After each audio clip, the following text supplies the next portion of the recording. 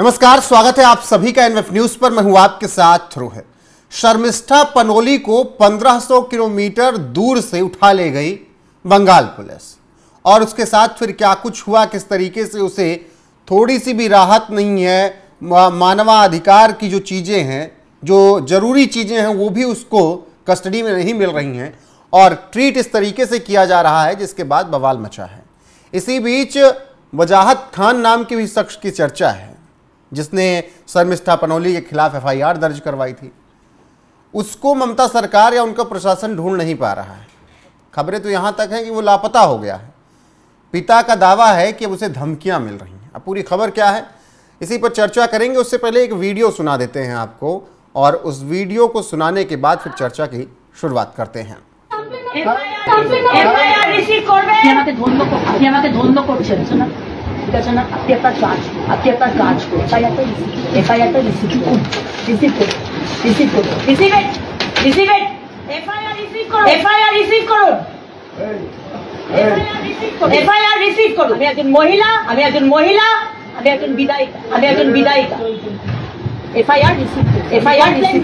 Complain দিচ্ছি, আপনি বাধ্য আমার কমপ্লেন নিতে।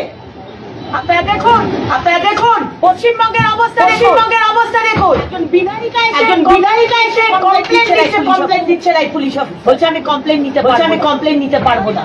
কেন নিতে পারবেন না? এফআইআর রিসিভ করুন।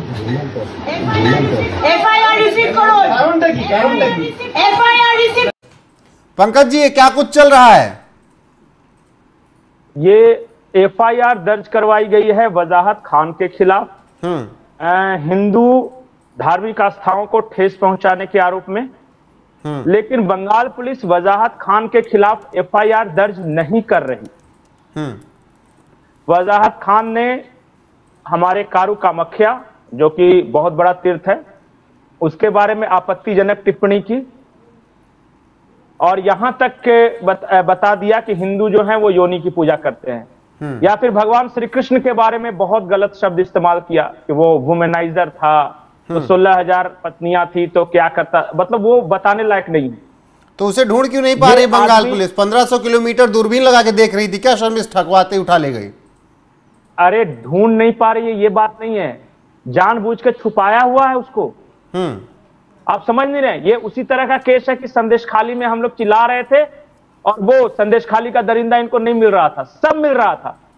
वो सब वहां के लोकल पुलिस को पता है कि कौन है, कहां है। लेकिन तो कार्रवाई क्यों नहीं हो रही है? नहीं करेंगे कार्रवाई, क्या कर लीजिएगा। वो सीधे सीधे बोलते हैं कि वजाहत खान हिंदू धार्मिक आस्थाओं को ठेस पहुंचा सकता है, नहीं करेंगे गिरफ्तार। एक उदाहरण में नहीं, मैं आपको बताइए, 1 दर्जन उदाहरण बताऊं। कल्याण बनर्जी, टीएमसी का नेता, वो कह रहे थे कि सीता जी अच्छा हुआ रावण के पास गई, राम के लोगों के पास जाती तो पता नहीं क्या हाल होता। ये उनका बयान है, मंच पे चढ़ के। क्या कार्रवाई हो गई? उसके बाद सयाली घोष, टीएमसी के नेता, संसद में बैठती है, वो हमारे शिवलिंग को पहना रही थी, उसके खिलाफ क्या कार्रवाई हुई? उसके बाद महुआ मित्रा, काली माता के खिलाफ क्या क्या अपशब्द नहीं बोला, उसके खिलाफ क्या हुआ? आप लोग को समझ में नहीं आ रहा है बंगाल के बाहर के लोगों को क्या, कि बंगाल पुलिस कैसे काम कर रही है। ये हिंदू अगर कोई कुछ बोले तो वो काम करेगी, सख्त कार्रवाई करेगी। लेकिन एक मुसलमान अगर हिंदू धर्म की आस्था को ठेस पहुंचाता है तो वो नहीं, एफआईआर तक नहीं लेगी। सामने बैठा हुआ है ना पुलिस वाला, और एफआईआर दर्ज कराने वाला कोई नॉर्मल आदमी तो है नहीं, उस क्षेत्र की विधायक है। कह रही है ये बीजेपी की विधायक है कि एफआईआर लो, और वो चुपचाप बैठा हुआ है कि नहीं लेंगे, क्या कर लोगे। ये बंगाल की स्थिति है रोहित, पता नहीं लोग क्यों नहीं समझ रहे। और वजाहत खान पर कार्रवाई क्यों नहीं हो रही है? इस स्थिति को अगर आपको समझना है तो आपको एक बयान सुनना हो, कुछ दिन पुराना है लेकिन वो एवरग्रीन है बंगाल की राजनीति में और ममता बनर्जी के लिए। सुनाइएगा ममता बनर्जी का बयान। আমি কিন্তু ইফতারে যাচ্ছি, আপনারাও আসবেন। আমি তো মুসলিমদের তোষণ করি, 100 বার যাব। যে গরু ইফতারে তার লাথি খাওয়া উচিত। पंकज जी, ये बंगाली में ये कह रही है कि मैं करूंगी, 100 बार तुष्टिकरण करूंगी, क्योंकि जो गाय दूध देती है उसका लाभ सहने के लिए मैं तैयार हूं। तो ये कौन सी गाय है? मुसलमान है और क्या है, समझ में नहीं आया। जब तक पंकज प्रसून नहीं बोलेगा तब तक समझ में नहीं आ रहा है कि ये मुसलमानों के बारे में बोल रहे कि मैं तुष्टिकरण करूंगी, 100 बार तुष्टीकरण करूंगी, क्योंकि जो गाय दूध देती है उसका लाभ सहने के लिए भी तैयार होना चाहिए। ये एक राज्य का मुख्यमंत्री बोल रहा है, बाकायदा प्रेस कॉन्फ्रेंस में बोल रहा है। मतलब कि अब तो कोई पर्दा ही नहीं रहा।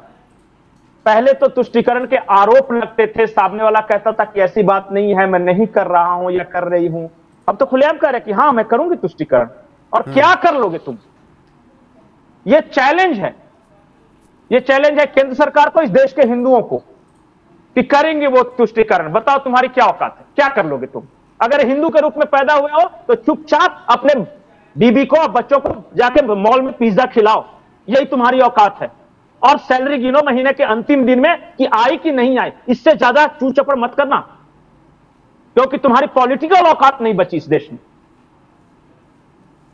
और ये चैलेंज कर रही है वो सबके सामने। अगर किसी को बुरा लग रहा हो तो लगना चाहिए, क्योंकि जो खुददार है, जिसकी आत्मा अभी मरी नहीं है, उसको बुरा लगेगा। लेकिन जिसने अपनी जमीन बेच दी है कि भले ही मेरे घर की बहू बेटियों को उठा ले जाए, लेकिन फिर भी मैं इसलिए नहीं करूंगा कहीं भाजपा को फायदा ना हो जाए, मोदी को फायदा नहीं हो जाए, तो मैं चुप रहूंगा। और मैं चूंकि मैं फलाने कास्ट में या फलाने क्षेत्र में जन्म लिया हूं, इसलिए मैं कुछ नहीं बोलूंगा। तो यह हरकत सामने है। अच्छा बताइए, पहलगांव में जो मारने वाला था, उसने पूछा था कि तुम बिहारी हो या बंगाली हो या पंजाबी हो या महाराष्ट्र? उसने तो जाति भी नहीं पूछा, सीधे धर्म पूछा उसने पूछा था कि तुम राजपूत हो कि कायस्थ हो कि ब्राह्मण हो कि दलित हो कि ओबीसी हो? नहीं पूछा ना। तो सामने वाला कैसे, किस नजरिए से देख रहा है, और आप आपस में एक दूसरे को कैसे नजरिए से देख रहे हैं, बहुत अच्छा हो रहा है। मैं तो ये बोल रहा हूं कि हर बेगैरत समाज को इसी तरह जूते खाने चाहिए।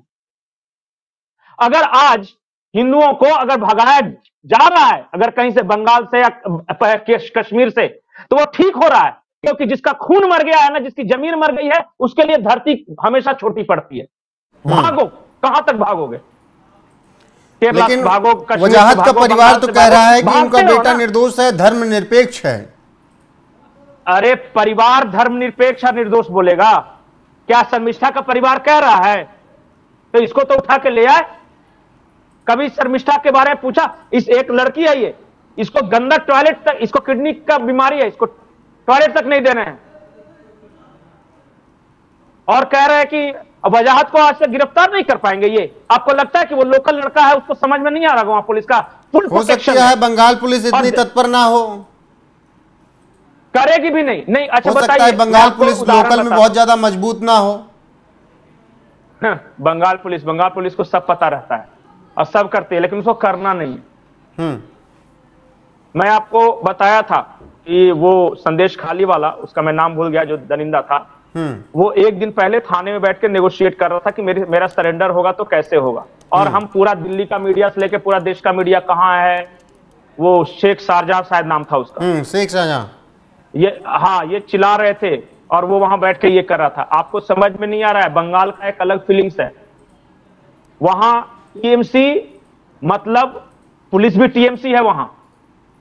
वहां प्रशासन वैसे काम नहीं करती कि वो सर्विस रूल से काम नहीं करती। वहां सत्ताधारी पार्टी के कार्यकर्ता की तरह काम कर रही है बंगाल पुलिस,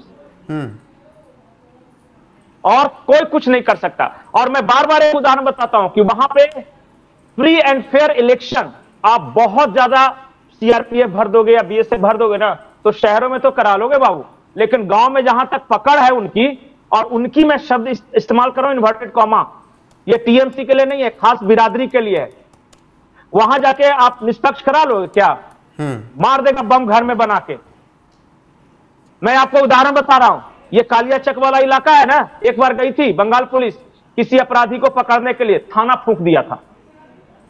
बिल्कुल, और ऐसी स्थितियां, बिल्कुल पंकज जी, और ऐसी स्थितियां वहां पर उत्पन्न होती रहती हैं, दिखती रहती हैं। एक तरफ वजाहत खान को बंगाल में ही नहीं ढूंढ पा रही है बंगाल पुलिस, दूसरी तरफ शर्मिष्ठा को 1500 किलोमीटर दूर आकर उठा ले जाती है, और फिर इसके साथ क्या कुछ हो रहा है, किस तरीके से उसको मूलभूत सुविधाएं भी नहीं दी जा रही हैं, वो भी सब कोई देख रहे हैं। और ऐसे में ममता बनर्जी जो कहती हैं कि अगर गाय लात मारती है लेकिन दूध दे रही है तो मैं उस गाय को पालूंगी, यानी मुसलमान भले ही परेशानी का सबब बने जनता के लिए, आम इंसान के लिए, लेकिन अगर जब तक वो टीएमसी को सर माथे पर बिठा रहे हैं तब तक ममता बनर्जी उनको कुछ नहीं कहेंगे।